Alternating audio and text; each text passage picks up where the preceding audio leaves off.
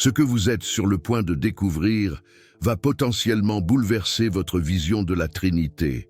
Une vérité est restée enfouie pendant plus de 16 siècles, cachée dans les archives les plus inviolables du Vatican.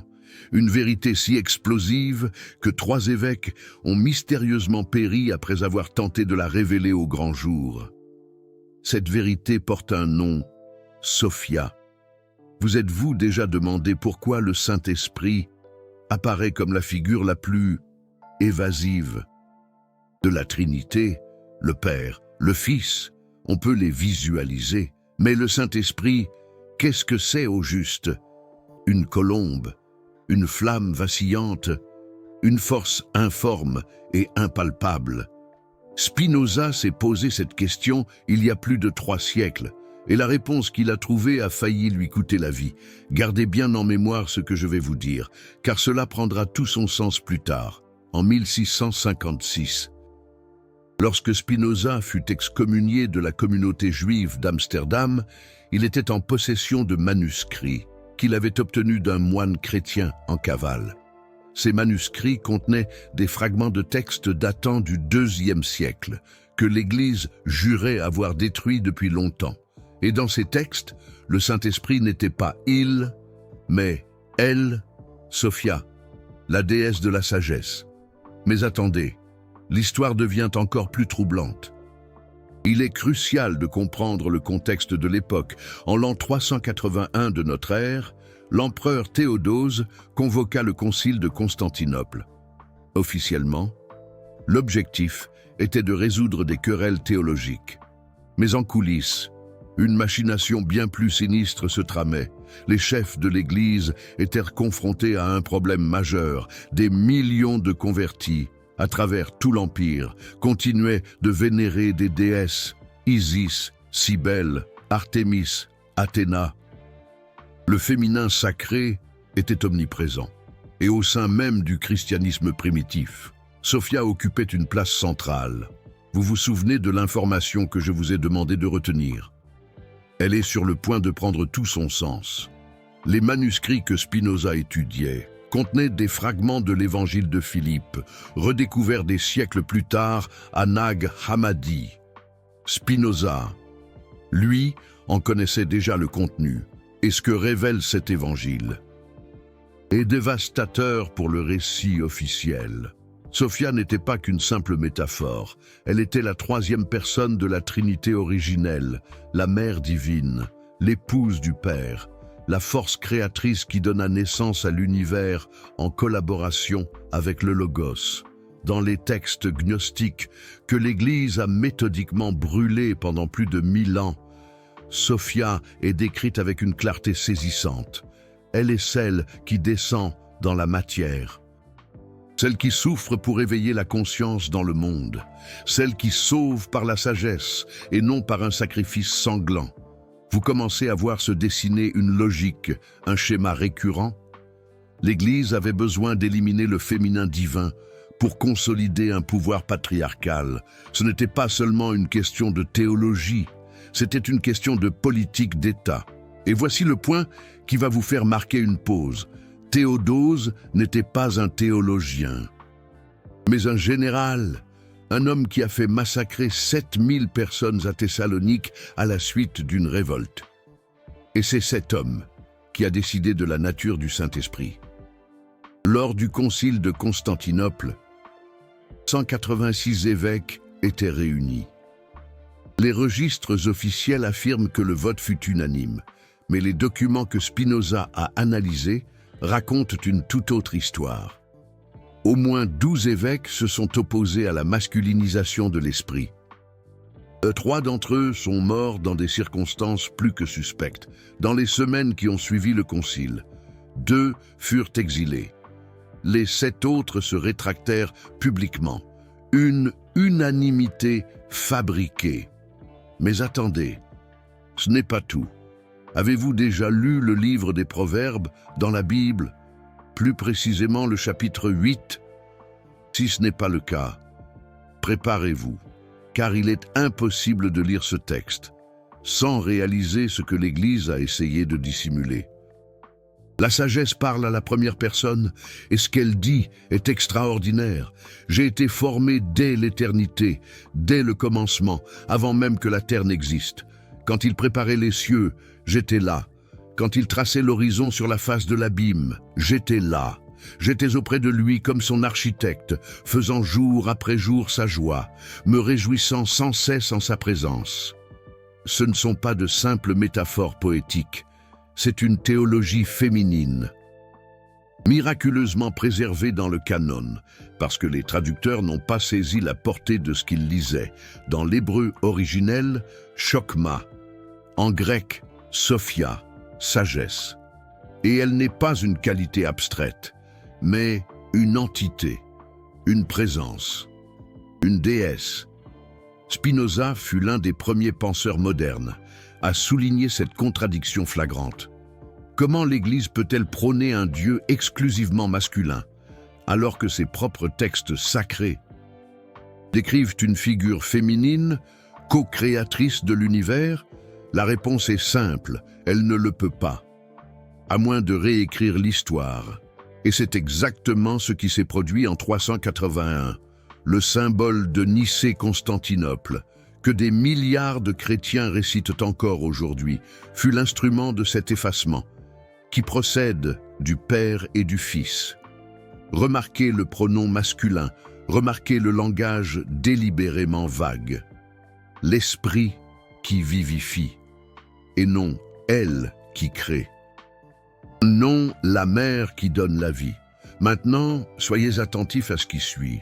Durant les 3 premiers siècles du christianisme, il existait des dizaines de communautés où Sophia était vénérée ouvertement.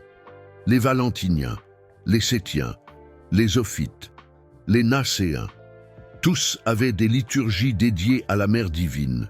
Tous furent déclarés hérétiques et exterminés, mais certains parvinrent à préserver des fragments. L'Évangile de la vérité, découvert en 1945. Méconnu de Spinoza à travers des citations dans des textes patristiques, décrit l'esprit comme la mère de l'univers. L'apocryphe de Jean présente Sophia comme la 4e figure de la divinité, celle qui, par excès d'amour, créa le monde matériel. Et voici le détail le plus troublant de tous. L'Église n'a pas complètement nié l'existence de Sophia. Cela aurait été impossible. Les textes étaient trop clairs. Au lieu de cela, elle a opéré un glissement subtil. Elle l'a transformée en Marie. Réfléchissez-y. Marie est vierge, mais mère. Elle est humaine, mais presque divine. Elle intercède, mais n'a pas de pouvoir propre. Elle est vénérée par des millions de personnes, mais officiellement ne fait pas partie de la Trinité. Sophia a été fragmentée, ses attributs répartis entre des figures secondaires, son essence diluée, jusqu'à donner l'impression qu'elle n'a jamais existé en tant qu'entité autonome. Spinoza qualifia cela de la plus grande fraude théologique de l'histoire, et il en avait les preuves. Dans les manuscrits qu'il étudiait, il y avait des références à un texte intitulé « La Pistis Sophia », foi et sagesse. Ce texte a partiellement survécu, et ce qu'il révèle est extraordinaire. Sophia descend du royaume céleste. Sophia souffre dans les ténèbres. Sophia implore sa rédemption. Sophia est restaurée par le Christ. Pas Jésus, Christ. La force divine qui existait avant l'homme de Nazareth. Vous percevez l'inversion? Dans la version gnostique, c'est Sophia qui a besoin d'être sauvée. Et cela, l'Église ne pouvait pas le tolérer.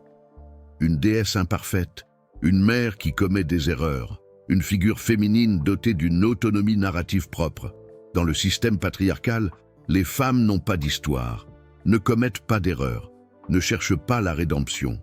Elles sont vierges ou prostituées, saintes ou pécheresses, jamais protagonistes de leur propre cheminement. Sophia était protagoniste. C'est pourquoi il a fallu l'effacer. Mais voici un fait que peu de gens connaissent. L'effacement n'a jamais été total. L'Église orthodoxe orientale a conservé davantage de références à Sophia que l'Église romaine. Le voile se lève sur des secrets millénaires. Préparez-vous, car ce que vous allez découvrir dans les prochaines minutes va ébranler vos certitudes sur la Trinité. Il existe une vérité enfouie depuis 1644 ans dans les archives vaticanes les plus inviolables, une vérité si dangereuse que 3 évêques ont mystérieusement péri pour avoir tenté de la révéler. Et cette vérité a un nom, Sophia, un nom qui résonne comme un murmure interdit. La cathédrale Sainte-Sophie à Constantinople n'est pas dédiée à une sainte du nom de Sophie. Non, elle est dédiée à la sagesse divine, Sophia elle-même. Et dans la tradition orthodoxe russe, Sophia continue d'être vénérée d'une manière qui scandaliserait Rome profondément. Des icônes du XVe siècle montrent Sophia comme une figure féminine entrônée, avec des ailes de feu, entourée d'anges.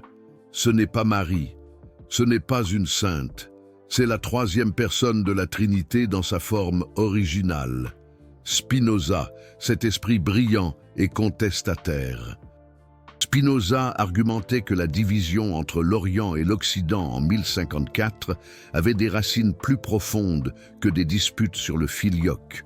Le véritable conflit portait sur Sophia, sur la part du féminin divin qui serait autorisé à survivre. L'Occident a choisi l'effacement total, un acte de censure. L'Orient a choisi la préservation partielle, une concession à la tradition. Et les gnostiques, qui avaient choisi l'adoration pleine et entière, ont été exterminés jusqu'au dernier, une tragédie. Maintenant, pensez à ce que cela signifie pour vous. Chaque fois que quelqu'un prie le Saint-Esprit, il invoque inconsciemment une déesse effacée. Chaque fois qu'une église est appelée Sainte Sagesse, Hagia Sophia en grec, elle perpétue la mémoire d'une divinité qu'on a tenté d'assassiner. Spinoza demandait quel genre de Dieu a besoin de tuer son propre aspect féminin pour exister. Quelle faiblesse se cache derrière cet acte? Et la réponse est terrifiante. Aucun Dieu véritable. Seulement des hommes avec la peur de perdre le pouvoir. Un pouvoir qu'ils estiment légitimement le leur, mais calmez-vous, car la prochaine partie va connecter tout cela d'une manière que vous n'imaginez pas. Préparez-vous à être surpris.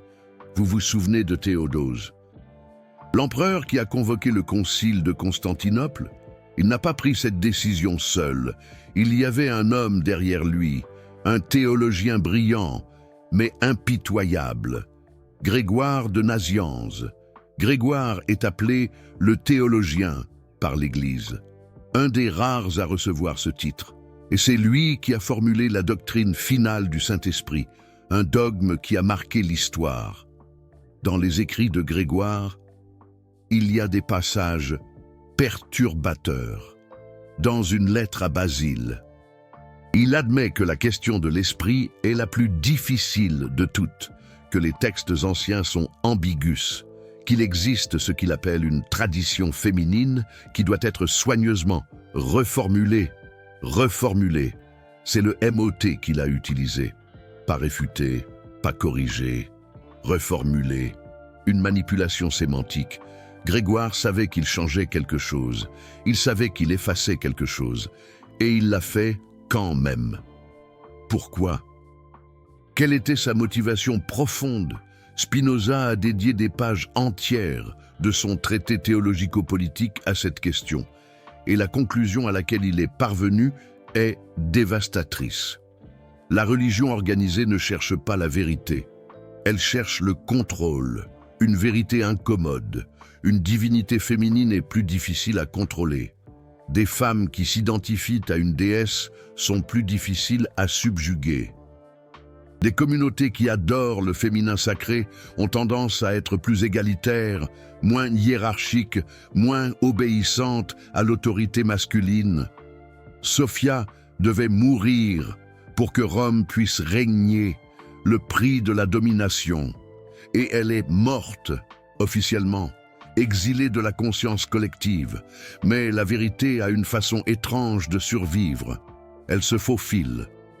Au cours des siècles suivants, Sophia est réapparue déguisée dans les cultes mariaux. Dans la dévotion à la Vierge Noire, dans la mystique médiévale d'Hildegarde de Bingen qui décrivait des visions de la Sapientia Dei, la sagesse de Dieu en termes inéquivoquement féminins. Julienne de Norwich, la mystique anglaise du XIVe siècle, appelait Dieu mère, et elle n'a pas été brûlée pour hérésie, mais ses textes ont été ignorés pendant des siècles. Une mise à l'écart systématique. Maître Eckhart parlait de l'étincelle divine en termes qui rappelaient les gnostiques. Il a été condamné posthumement. Une vengeance tardive. Jacob Böhme, le cordonnier mystique qui a influencé directement Spinoza, a dédié des traités entiers à Sophia. Et il a été banni de sa ville. Le schéma est clair. Chaque fois que quelqu'un s'approche de trop près de la vérité sur le féminin divin, la structure de pouvoir réagite, elle se défend. Spinoza a été excommunié à 23 ans. Un bannissement dur. Il a passé le reste de sa vie sous des pseudonymes, publiant à titre posthume, vivant dans l'exil interne d'une communauté qui l'a rejeté. Une solitude profonde. Et vous savez quelle était l'accusation contre lui? Le prétexte, officiellement, athéisme, négation de Dieu, un mensonge. Mais Spinoza n'a jamais nié Dieu. Il a nié le Dieu des institutions. Il a nié le Dieu masculin qui a besoin de sacrifices sanglants. Il a nié le Dieu qui condamne, qui menace et qui punit. Un tyran. Le Dieu de Spinoza était Deus sive natura, Dieu ou la nature. Une divinité impersonnelle, présente en tout, génératrice de tout. Une divinité qui, si vous lisez attentivement, ressemble beaucoup plus à Sophia qu'à Yahvé, la source de toute chose. Et cela, la synagogue et l'Église ne pouvaient pas le tolérer. C'était inacceptable. Maintenant, je vais vous raconter quelque chose que Spinoza a découvert et que presque personne ne mentionne.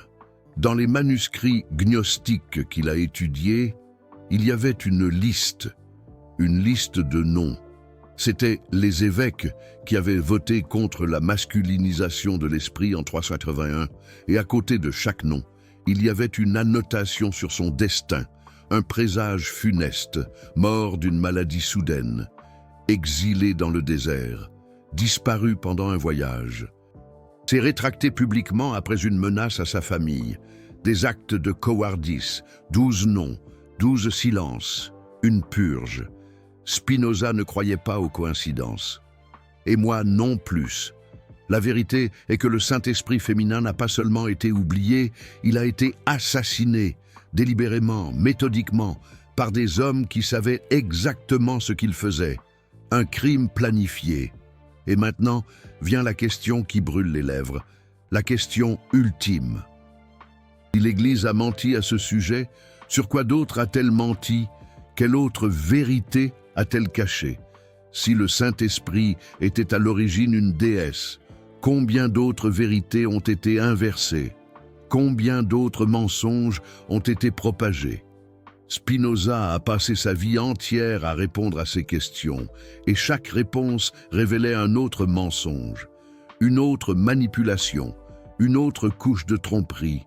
La virginité de Marie, une traduction erronée de l'hébreu « Alma », qui signifie « jeune femme », pas vierge, une erreur de traduction, l'enfer éternel, inventé au concile de 553 pour terroriser les fidèles.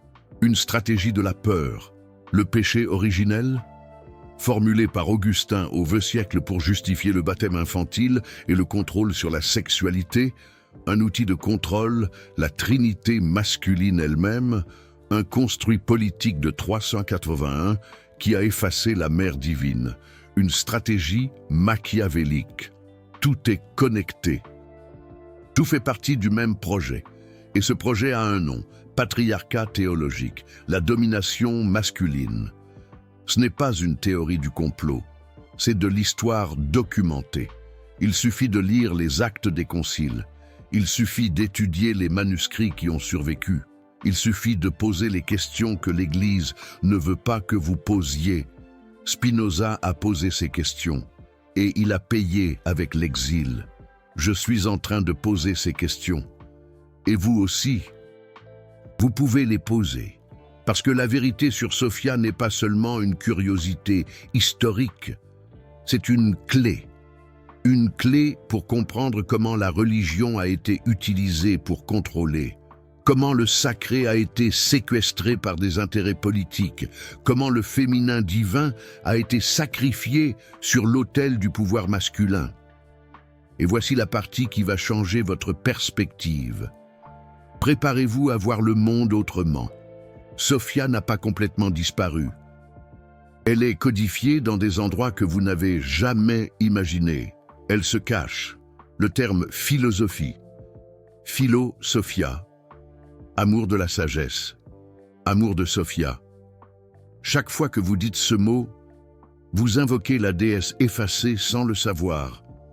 Un souvenir subliminal. L'Église appelle Marie siège de la sagesse. Sedes sapientiae, en latin. Sagesse, Sophia. La déesse est là, déguisée, attendant d'être reconnue. Elle subsiste.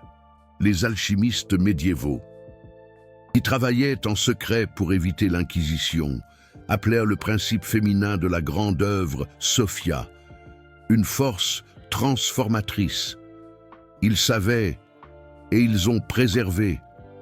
Les kabbalistes juifs ont la Shekinah, la présence féminine de Dieu, un autre nom pour la même entité, une autre survivance de la vérité effacée. Spinoza lui-même connaissait la Kabbale. Il a étudié avec des rabbins qui conservaient des traditions orales interdites. Et ce qu'ils lui ont raconté a confirmé tout ce qu'il soupçonnait. Spinoza, le Dieu de la Bible, n'était pas originellement masculin. C'était un couple divin, YHWH et sa consoeur, le père et la mère, le principe actif et le principe réceptif.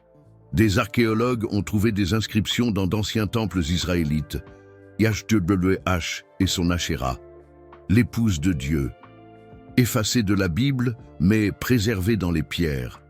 Et savez-vous ce qui est le plus impressionnant? L'Église catholique le sait depuis des décennies. Les documents de Nag Hammadi ont été traduits et étudiés à Rome. Les archives vaticanes les plus inviolables contiennent des manuscrits qui prouvent l'existence de Sophia comme entité divine, la sagesse divine. Mais rien de tout cela n'est enseigné. Rien de tout cela n'arrive aux fidèles. Le secret est gardé par commodité, parce qu'admettre la vérité signifierait admettre que la Trinité a été fabriquée, que le christianisme a été construit sur une fraude de genre, que des milliards de personnes prient pour une version mutilée de Dieu. Spinoza a dit « La vérité libère, mais elle assomme aussi. » Et maintenant, je veux que vous pensiez à quelque chose. Combien de femmes au cours de l'histoire ont senti qu'il y avait quelque chose qui clochait dans une religion qui les excluait du sacré? Combien ont cherché une connexion avec le divin et n'ont trouvé que des figures masculines? Combien se sont demandé pourquoi Dieu ne pourrait pas être aussi mère? Ces femmes n'avaient pas tort. Elles étaient en train d'intuiter une vérité volée. Sophia a existé. Sophia a été adorée. Sophia a été effacée. Mais elle n'est pas morte. Les vérités ainsi ne meurent pas. Elles dorment seulement. Et peut-être, juste peut-être, est-ce le moment du réveil? Laissez-moi vous raconter quelque chose qui va rendre cela encore plus concrète. Dans la langue hébraïque, le mot pour esprit est ruach. Et ruach est un substantif féminin. Il l'a toujours été. Dans toutes les occurrences de l'Ancien Testament, quand les Israélites parlèrent de l'Esprit de Dieu, ils utilisaient un terme féminin.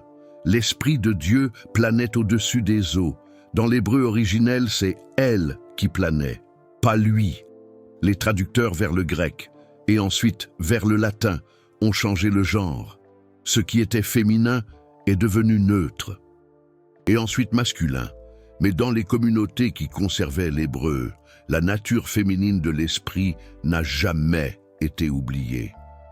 Spinoza, élevé dans une communauté juive portugaise à Amsterdam, connaissait ce fait linguistique, et il a utilisé cela comme une de ses nombreuses preuves que l'Église avait déformé les textes originaux. Si Dieu voulait que l'esprit soit masculin, demandait Spinoza, pourquoi l'a-t-il créé avec un nom féminin? La réponse, bien sûr, est que Dieu ne le voulait pas. Ce sont des hommes qui l'ont voulu, des hommes avec pouvoir et agenda. Et cette distorsion linguistique n'est que la pointe de l'iceberg. Dans les textes araméens, la langue que Jésus parlait vraiment, le mot pour esprit est aussi féminin.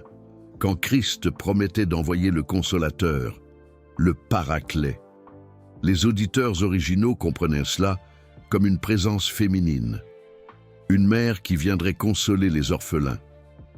L'Église grecque a changé cela. L'Église latine a consolidé le changement. Et aujourd'hui, 2 milliards de chrétiens prient pour un esprit qui a perdu son identité originelle. Mais les évidences demeurent, cachées à la vue de tous. Attendant qu'il y ait des yeux pour voir, et vous, maintenant, vous avez ces yeux.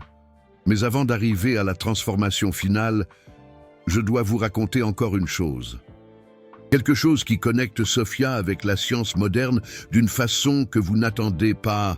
En 1945, dans le désert d'Égypte, près d'un village appelé Nag Hammadi, un paysan nommé Saïd Fadel était en train de creuser pour trouver du fertilisant. Quand il a trouvé une jarre de céramique rouge, à l'intérieur, il y avait 13 codex de papyrus encadrés en cuir.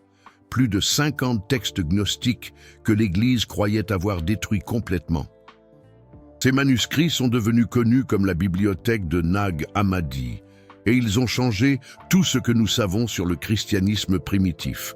Entre eux, il y avait l'évangile de Thomas, l'évangile de Philippe, l'apocryphe de Jean, et divers textes dédiés exclusivement à Sophia. Le plus impressionnant d'eux est appelé le tonnerre, esprit parfait. Et dans ce texte, une voix féminine divine parle à la première personne. Je suis la première et la dernière. Je suis l'honorée et la méprisée. Je suis la prostituée et la sainte. Je suis l'épouse et la vierge. Je suis la mère et la fille. Cela a été écrit au IIe siècle, avant Constantin, avant Nicée, avant Constantinople, quand le christianisme n'avait pas encore décidé d'être exclusivement masculin. Et savez-vous ce qui est le plus perturbant? La voix de ce texte s'identifie comme Sophia, la sagesse, la troisième personne de la Trinité originelle. Spinoza n'a jamais lu ces textes directement. Ils n'ont été découverts que 200 ans après sa mort. Mais il avait accès à des citations, des fragments, des références, et il a été capable de déduire leur existence à travers la logique. C'est ce qui rend Spinoza si extraordinaire. Il n'avait pas besoin de preuves archéologiques. Il suivait la raison. Et la raison l'a mené à la conclusion que le christianisme avait effacé quelque chose de fondamental. Maintenant, pensez à cela pendant un moment. En 1656, Spinoza a été excommunié pour des idées qui seraient confirmées par des découvertes archéologiques en 1945, 300 ans avant l'épreuve. Il le savait déjà. Et l'Église le savait encore avant. Elle le savait depuis le IVe siècle, quand elle a brûlé les textes. Elle le savait depuis 381, quand elle a voté pour masculiniser l'esprit. Elle le savait depuis toujours. La différence, c'est que Spinoza a choisi de révéler et l'Église a choisi de cacher. Mais la cachette est en train de ruiner. Et voici quelque chose qui va vous surprendre encore plus. Le propre concept de Trinité, comme nous le connaissons aujourd'hui, n'existait pas dans les premiers siècles du christianisme. C'était une idée en dispute. Différentes communautés avaient différentes compréhensions de comment le divin se manifestait. Certaines croyaient en 2 figures, Père et Fils. D'autres en 3, d'autres en 4, et dans beaucoup de ces formulations, l'élément féminin était présent de façon explicite. Les Valentiniens, par exemple, une des plus grandes écoles gnostiques du IIe siècle, enseignait sur une divinité double, le Père et la Mère, profondeur et silence, esprit et vérité, toujours en paire, toujours équilibré entre masculin et féminin. Valentin était un des théologiens les plus respectés de son temps. Il a failli devenir évêque de Rome. S'il avait été élu, l'histoire du christianisme serait complètement différente. Le féminin divin aurait été préservé. Sophia aurait son lieu garanti dans la Trinité. Mais il a perdu l'élection pour peu de voix, et l'Église qui a émergé victorieuse a choisi un autre chemin. Pourquoi cela importe? Parce que cela montre qu'il n'y avait pas d'inévitabilité à cela. La masculinisation de Dieu a été un choix politique, un choix fait par des hommes spécifiques, à des moments spécifiques, pour des raisons spécifiques, et les choix peuvent être défaits. Spinoza l'a compris. C'est pourquoi il insistait autant sur l'importance d'étudier l'histoire, d'aller au-delà des narrations officielles, de questionner ce qui nous a été enseigné comme vérité absolue. La vérité absolue, disait-il, est qu'il n'existe pas de vérités absolues en religion. Il n'existe que des traditions humaines, construites par des humains, pour des propos humains, et certaines de ces traditions sont plus vraies que d'autres, plus proches de l'expérience authentique du sacré, plus respectueuses de la totalité de la divinité. La tradition qui inclut Sophia, la déesse de la sagesse, est l'une de celles-là. Elle a été supprimée, non pas parce qu'elle était fausse, mais parce qu'elle était dangereuse pour ceux qui voulaient contrôler. Maintenant, vous savez cela. Et personne ne peut vous retirer cette connaissance. Depuis la découverte de Nag Hammadi, des érudits du monde entier ont reconstitué l'histoire du christianisme primitif. Et l'image qui en émerge est radicalement différente de la version officielle. La professeure Élise Dubois de la Sorbonne a consacré des décennies à l'étude des textes gnostiques. Dans son livre sur les évangiles gnostiques, elle démontre comment l'Église a délibérément supprimé des traditions qui donnaient un rôle central aux femmes. Pierre Lemaire, de l'École pratique des hautes études, a découvert et publié le controversé fragment connu comme l'Évangile de l'épouse de Jésus, un texte ancien qui mentionne Marie comme consorte du Christ. Jean-Luc Marion, de l'Académie française, a prouvé à travers une analyse textuelle méticuleuse que le Nouveau Testament a été extensivement édité pour supprimer les références au féminin divin. Ce ne sont pas des théologiens avec un agenda religieux. Ce sont des historiens académiques, utilisant des méthodes scientifiques, arrivant aux mêmes conclusions que Spinoza a atteintes par la raison pure. La vérité est en train d'émerger de tous les côtés, par des chemins différents. Et vous êtes ici, à cet instant, recevant cette information. Ce n'est pas une coïncidence. Spinoza croyait que la compréhension véritable de la réalité était une forme de salvation.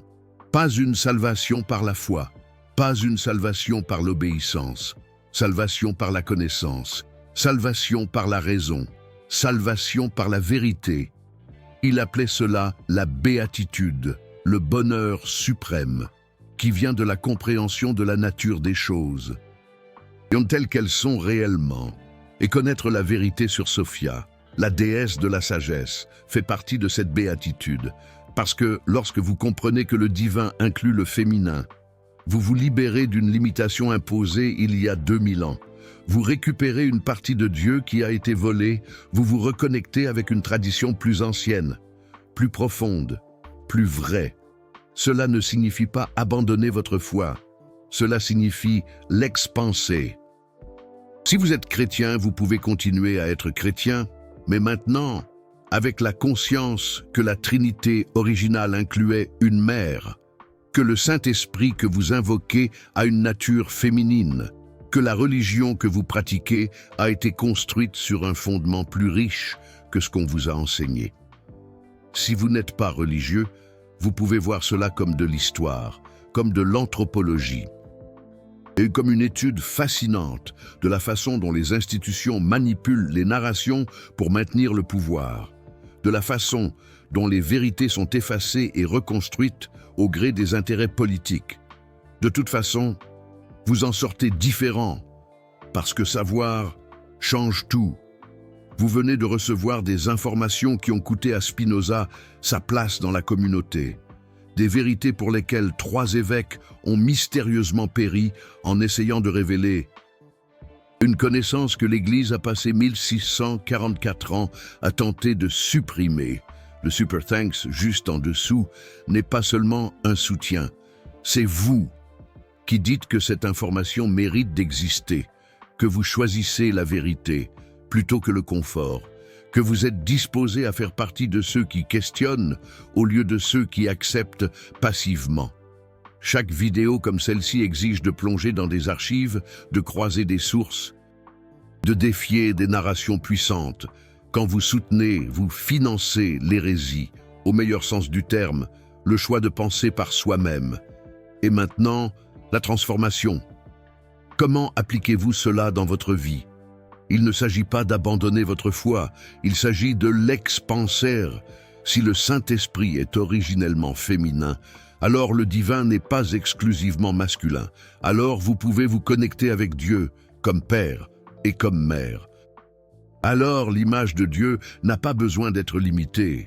Pratiquez cela. La prochaine fois que vous priez, expérimentez en invoquant l'Esprit, non pas comme il, mais comme elle. Pas comme une force abstraite, mais comme une présence maternelle. Pas comme un pouvoir qui domine, mais comme une sagesse qui accueille. Spinoza enseignait que connaître Dieu, c'est aimer Dieu. Amor Dei intellectualis, et connaître la vérité sur Sophia. La déesse de la sagesse, c'est connaître un aspect de Dieu qui vous a été volé. Maintenant vous savez, et savoir change tout.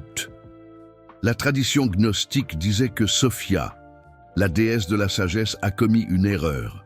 Elle a créé le monde matériel par un excès de désir de connaître. Et c'est pour cela qu'elle a souffert. Et c'est pour cela qu'elle a dû être rachetée. Mais peut-être que l'erreur n'était pas la sienne. Peut-être que l'erreur était de ceux qui n'ont pas su honorer le féminin divin.